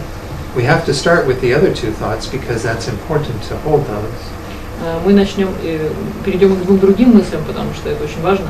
But eventually it has to get to this place of saying, I will do that for you. Но самое главное, это всегда нужно дойти до того момента, когда вы скажете, я сделаю это для вас. Now again, it is dealing with the reality of what Alexei brought up, that I can't make Mike happy. Но это, конечно, имеет отношение к тому, о чем говорил Алексей. Я не могу заставить Мишу стать счастливым. Not in terms of me being able to give him my happiness or something. Я же не могу взять и дать ему свое счастье. But if I become a Buddha, I will be more skilled at helping him to be happy. Зато если я стану Буддой, у меня будет больше искусственных средств, более искусственных средств для того, чтобы дать ему это счастье. I'll have greater ability. И создать возможность такую. So why we generate great love is because we want to develop that level of intention. И зачем же мы зарождаем любовь? Именно для того, чтобы получить этот уровень намерения. It's not enough to sit here and say, oh, how wonderful if you would all be happy. Совсем недостаточно сидеть и говорить, как было бы хорошо, если бы все были счастливы. Or even, may you be happy. И даже пусть все будут счастливы. It's saying, I will make you happy. I will do that for you. Гораздо важнее говорить, я сделаю вас счастливыми, я достигну этого. Because that's what the mind of Bodhicitta is going to require, that level of concern. Потому что именно такой уровень заботы потребуется для развития Бодхичитты. Then we generate 3 similar thoughts for great compassion. И мы зарождаем 3 подобных же мысли для великого сострадания. How wonderful it would be if you didn't suffer or have the causes of suffering. Первое, как было бы хорошо, если бы вы не страдали и у вас не было причин страданий. May you be free from those. И пусть у вас не будет страданий и причин страданий. And then I myself will do that for you. А затем я это сделаю для вас. So these should be generated in an ever-growing circle. То есть и это необходимо порождать с расширением фокуса. We might start even with ourselves. Мы можем начать с самих себя. And as I said, the first part of the stages of the path are about ourselves. И как я говорил, первые стадии пути зарождения, пути это, собственно, мы сами, пути пробуждения. Master Shantideva says, how could those who have never generated that thought for themselves wish it for others?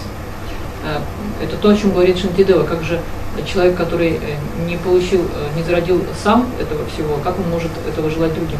But because this practice is generated towards all beings, we have to have a way to make it bigger. Но поскольку нам нужно распространить все это на всех живых существ, нам нужно увеличивать нашу практику. So you're encouraged to start with those beings who are in your circle of friends. Поэтому предлагается начать с вашего близкого круга друзей. Maybe the person you feel closest to right now. Может быть, даже с человека, который особенно близок вам прямо сейчас. And you want that for them, and then you eventually enlarge it to include others who are your friends. И вы делаете это для этого человека, а потом включаете туда все большее количество своих друзей. And then eventually you include some of the strangers. Затем в какой-то момент в этот круг попадут незнакомцы.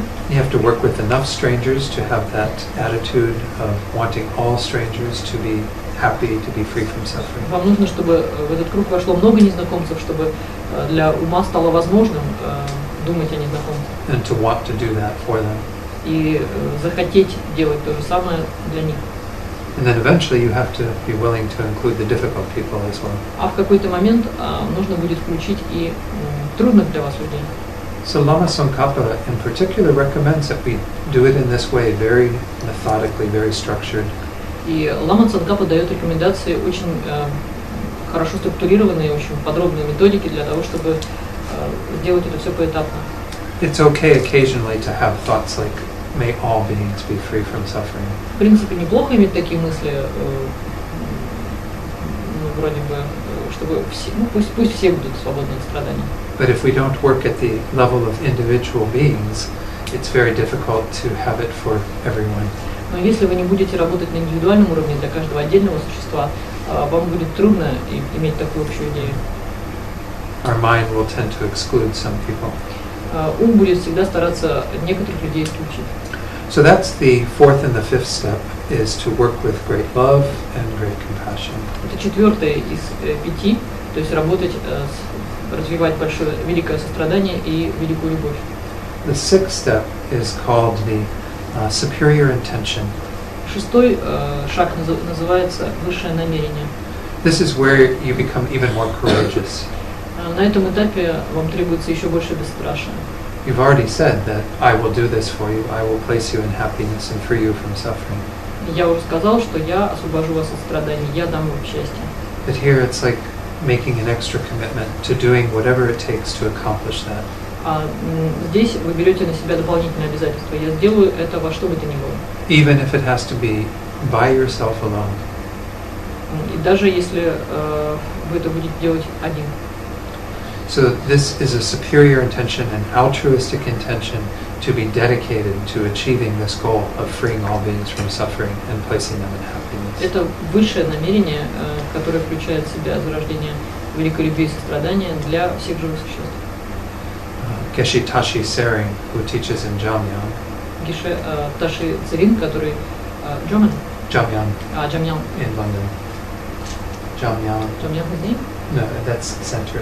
Который обучает в центре Jamyang в Лондоне.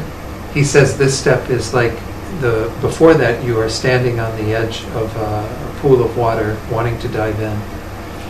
Говорит, что до этого шага это как если бы вы стояли на краю бассейна, но еще не прыгнули в воду.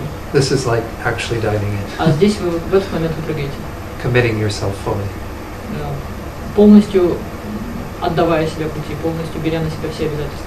And the question that naturally arises, well, how do I do this then?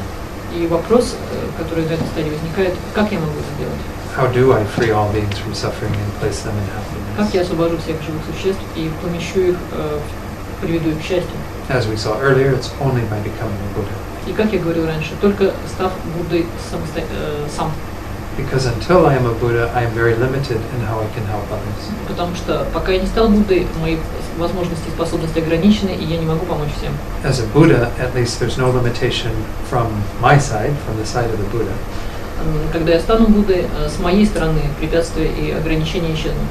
The limitations are more from the side of the beings, that they will be difficult to change and so on. Но ограничения все равно останутся со стороны самих живых существ, и там действительно, да, их будет, наверное, трудно преодолеть. But to have myself fully qualified to help others in this way, I have to become enlightened. Но для того, чтобы самому быть достаточно квалифицированным, чтобы помочь другим людям, я должен стать Буддой. And so that is the one effect of these 6 causes. И вот это одно следствие из 6 причин. Is the thought, I must become enlightened for the sake of all beings. Это мысль о том, что я должен стать просветленным ради блага всех живых существ. Okay, so that's the first technique to develop bodhicitta. Это первый метод для того, чтобы зародить бодхичитту. Any questions on that? Есть ли вопросы по этой части? А есть какие-то примеры? Вот кто-то стал Буддой и кому-то помог? Вот. Do you have any examples of someone becoming Buddha and helping others?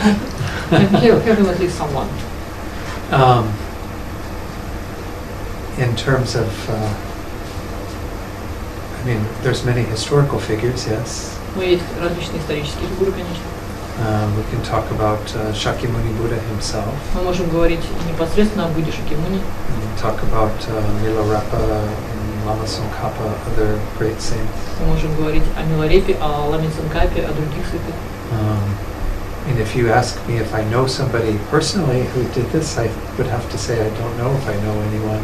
Но если вы имеете в виду, знаю ли я кого-то сам лично из живущих сейчас, то мне придется ответить вам нет. But there are said to be many enlightened beings. Но говорится о том, что просветленных существ много. We were talking yesterday about the gurus being enlightened beings, being Buddhas. И мы говорили вчера, что нужно рассматривать нашего учителя как просветленное существо. So we cannot see what happened in the past, but we can experience their presence now. Мы не можем видеть, что было в прошлом, но мы можем испытывать то, что они дают нам сейчас. So it's very hard to say. People don't usually say, "Oh, I became a Buddha this week." То есть это довольно сложно. Обычно люди не приходят и не говорят: "О, ты знаешь, я сегодня вот недавно стал Буддой." They put it on Facebook. И в Фейсбуке пишут. You can send them a little greeting to congratulate them. А вы можете отправить им поздравления. But there must be many beings who are enlightened, I think. Но должно было быть много просветленных существ. And it's hard for us to tell. Hard for us to tell. А нам довольно сложно как-то определенно что-то сказать. Andre was speaking of the one person who was umbrella, white umbrella. Вот тут Андрей говорил про премьер-министра, который является белозначной карой. Emanation of white umbrella. I mean, so who knows? It's hard for us to tell. Это означает просто, что мы не знаем, довольно сложно сказать определенно. His Holiness the Dalai Lama is said to be the incarnation of the Buddha of compassion, Chenrezig. Вот его святейшество Далай-лама считается эманацией или воплощением Ченрезига, Авалокитешвары. So we can see that he's doing many good things in this world to improve the quality of life. Легко увидеть, что он сделал очень много хорошего в этой жизни, что улучшает нашу жизнь. So I don't know. Продолжение можно вопроса? На какой-нибудь стадии пути появляется возможность отличать там Будда и Будда? Does exist a specific level at which you have this ability to discern Buddhas from non-Buddhas? Certainly when you're a Buddha, you can tell. Ну, когда вы Будда, вы точно можете сказать. Because as a Buddha, you would know all things. Потому что вы будете обладать сознанием тогда. But perhaps even when you're a high-level bodhisattva, you may be able to discern. Но я думаю, что на высоких уровнях пути бодхисаттвы, наверное, уже можно сказать. They usually don't можно mention specific. спросить? А можно все-таки, вот я не слышу, когда вы говорите, перебивайте часть речи. They don't mention anything specifically in the text. Но в текстах не указывается, на каком конкретном уровне это происходит. That I'm aware. Так, во всяком случае, то, что я изучал, я не видел. Гораздо больше людей, которые совершают процесс, то есть получается все-таки не главный результат, а главный процесс. Вот, их гораздо больше людей, которые все-таки не стали Буддой. Но стремятся. People who are not yet Buddhas, but aspire to become Buddhas are more numerous than actually Buddhas. So the importance is the process and not the result. What he thinks. Maybe both important. Я думаю, что оба важны, все-таки результаты процесса. Because when somebody becomes a Buddha, again, besides having omniscience, they also have many other abilities. Когда кто-то становится Буддой, помимо всеведения, у него появляется масса других возможностей. So we talked just a few seconds ago about this word emanation, being an emanation. Вот, например, только что я слышал слово эманация. Вот, например, иметь эманации, быть эманацией. When you become a Buddha, you can generate many emanations of your being. Когда вы станете Буддой, вы сможете иметь множество эманаций. You can appear in any place, to any degree, provided again that there's the karma of beings to experience that. Вы сможете проявиться в любом месте. Главное, чтобы у существ, которые живут в этом месте, была карма, чтобы вы там появились. The analogy that's sometimes used for the Buddhas is that their enlightened energy is like the rays of the sun. Есть такая аналогия, просветленная энергия Будды сравнивается со светом восходящего солнца. So the sun is always shining, yes? Солнце взошло, и оно все время светит. We're obscured from seeing it at night. You have a very short night here, but at Нам, night. конечно, Нам мешает видеть солнце, например, ночь, но хотя сейчас, конечно, короткая ночь у вас, но все равно мешает. The sun rays are still there. Но солнце-то все равно где-то там светит. Or in the day when we're inside, we don't have the sun rays, but they are still there. Днем мы можем не видеть солнце, потому что мы сидим внутри здания, внутри помещения, но солнце все равно светит. So the Buddhas are continually sending out that enlightened energy to help others. Поэтому Будды постоянно излучают просветленную энергию, которая может помочь другим живым существам. But whether you experience it or not depends upon whether you are in the sun or not. Но зависит от того, испытываете ли вы на себе это влияние этой энергии, зависит от того, находитесь ли вы в досягаемости этих лучей или нет. And as we were speaking earlier, some people have many obscurations to being in the sun. Или, как мы говорили раньше, у многих людей могут быть различные препятствия против того, чтобы испытывать на себе солнечный свет. Many obscurations to experiencing the energies of the Buddhas. И также много препятствий для того, чтобы испытывать на себе просветленную энергию Будд. But the Buddhas have perfect compassion and love for all beings. Но у Будд есть совершенное сострадание, совершенная любовь для всех живых существ. So the Buddha doesn't decide, I will help you, but not you.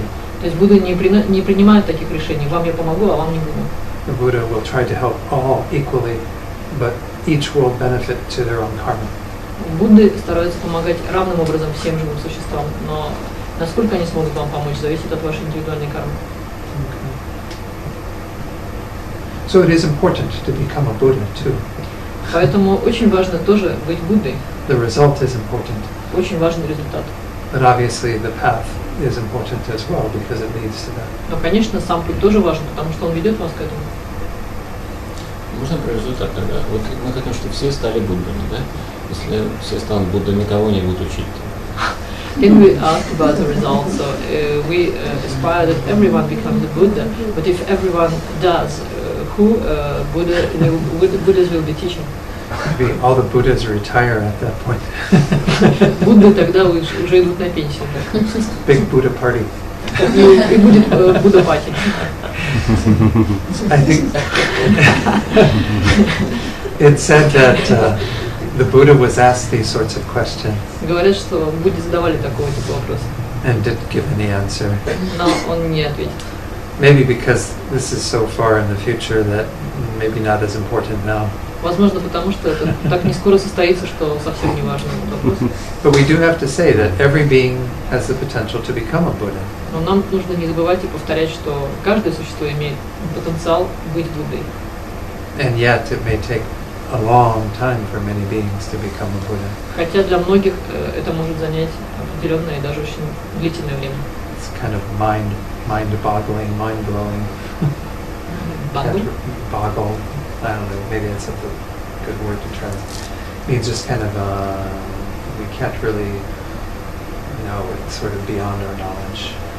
То есть это превосходит возможности нашего разума, чтобы представить. But we frequently make this prayer of, samsara being empty. Но мы часто произносим слова такой молитвы о том, чтобы самсара опустошилась. All beings becoming enlightened. И чтобы все существа стали просветленными. Because at that point then we would all be in that same state. Потому что в этот момент все мы будем в этом состоянии.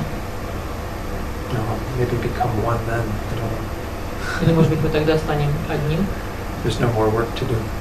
Не нужно будет делать какую-то работу. Надо же знать, куда идем от этого, да? Вы сами себе противоречите. Я получается, что процесс важнее, чем цель сейчас. That's because Потому что цель где-то там. we should know where we are going to. So now I see some contradiction because you said earlier that result is important, but now I feel that the process is quite important. You are not talking about result. Why so? Почему это? Он говорит, что там наш разум понять не может результат, поэтому давайте сосредоточиться на процессе. Because you said that it's beyond our understanding, so we should concentrate on the process. No, I don't know that I said that. Maybe it was misinterpreted. Может быть, я неправильно перевела. We should still be concerned about getting to the results. Мы должны все равно очень заботиться о том, чтобы получить результат. But maybe not worry about questions about what happens after. Но не заботиться при этом о том, что случится после того, как. What happens after we empty После того, как samsara. мы опустошим сансару. Our goal should be to do that. Наша задача должна быть просто это сделать.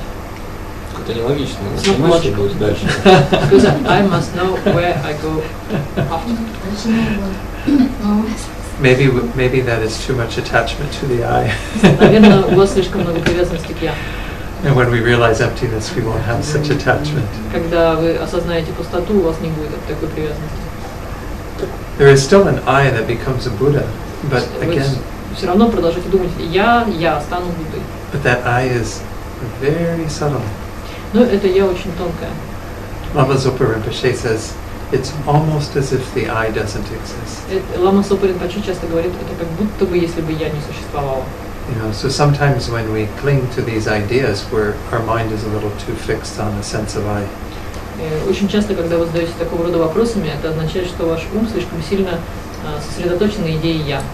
I think when we become enlightened, we don't have such concepts. Мне кажется, что когда мы станем просветленными, у нас не может быть такого рода понятия. Maybe. Наверное. I'm not faulting you. I'm just saying this is for all of us. We think this Это не way. то, чтобы для того, чтобы сказать, что вот у вас какие-то с вами проблемы, а просто это относится ко всем нам. Because we tend to think the way we've always thought, holding on to an I and being concerned. Все мы продолжаем думать так, как мы думали раньше, то есть укореняясь в собственной идее я. What would it be like to be pure consciousness, knowing all, great compassion, great love? Но что означает быть чистым сознанием, без каких-то концепций, быть полностью великим состраданием и великой любовью? I don't think there'd be much I or ego left. Я не думаю, что в этом будет очень много от нашего сегодняшнего представления о я. It only be that, the mere experience of that.